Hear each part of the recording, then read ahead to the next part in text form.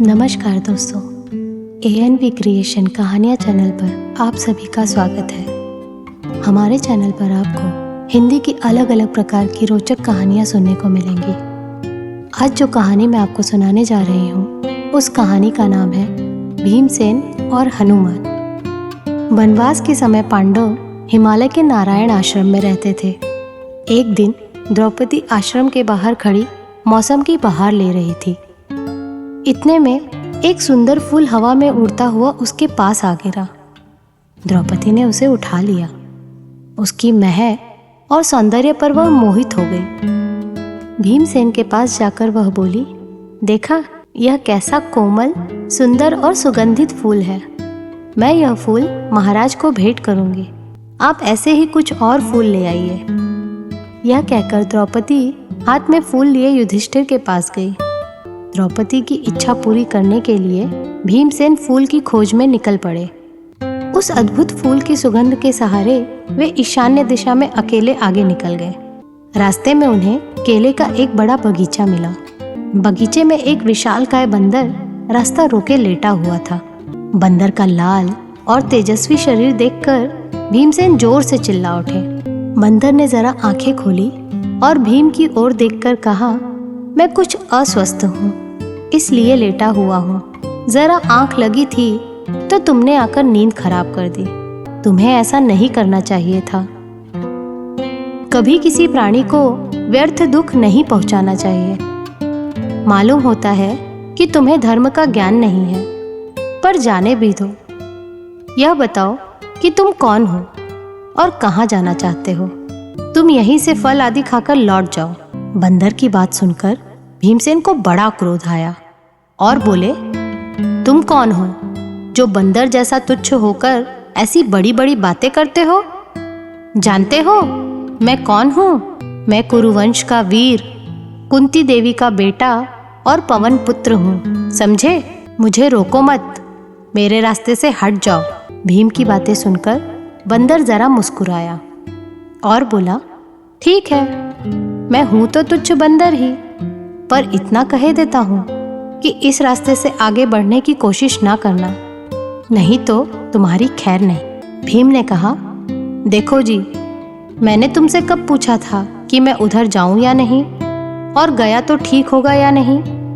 तुम रास्ते से हट जाओ, मुझे आगे जाने दो। बंदर बोला, देखो भाई, मैं तो बूढ़ा हूं, कठिनाई से उठ बैठ सकता हूँ। यदि तुम्हें आगे बढ़ना है तो मुझे लांघकर चले जाओ। भीमसेन ने कहा, किसी को लांघना शास्त्रों में अनुचित कहा गया है, इसी से मैं रुक गया। नहीं तो मैं कभी का तुम्हें और इस पहाड़ को एक ही छलांग में उसी प्रकार लांघकर चला गया होता जैसे हनुमान ने समुद्र को लांघा था। बंदर ने पूछा, भाई, मुझे भी जरा बताना, वह हनुमान कौन था? भीमसेन कड़क कर बोले, क्या कहा? तुम महावीर हनुमान को नहीं जानते? उन्होंने भगवान रामचंद्र की पत्नी सीता को खोजने के लिए 100 योजन चौड़ा समुद्र एक छलांग में लांघ दिया था।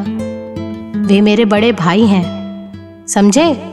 मैं भी बल और पराक्रम में उन्हीं के समान हूँ। अब तुम उठकर रास्ता दे दो, नहीं तो फिर मेरा क्रोध तुम्हें अभी ठिकाने लगा देगा।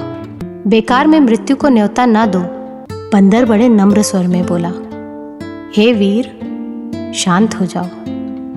इतना घमंड और क्रोध न करो। बुढ़ापे के कारण मुझसे हिला डुला नहीं जाता। तुम मुझे लांघना ठीक नहीं समझते तो मेरी पूंछ को हटाकर एक और कर दो और चले जाओ। यह सुनकर भीम को बड़ी हंसी आई। उन्हें अपने बल का बड़ा घमंड था।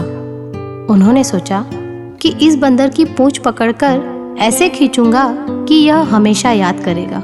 ऐसा सोचकर उन्होंने बंदर की पूंछ एक हाथ से पकड़ ली, लेकिन आश्चर्य कि वह उनसे जरा भी हिली नहीं। उठने की कौन कहे। फिर उन्होंने दोनों हाथों से पूंछ पकड़कर खूब जोर लगाया, किंतु पूंछ जैसी की तैसी ही धरी रही। भीम बड़े लज्जित हुए। उनका घमंड चूर हो गया।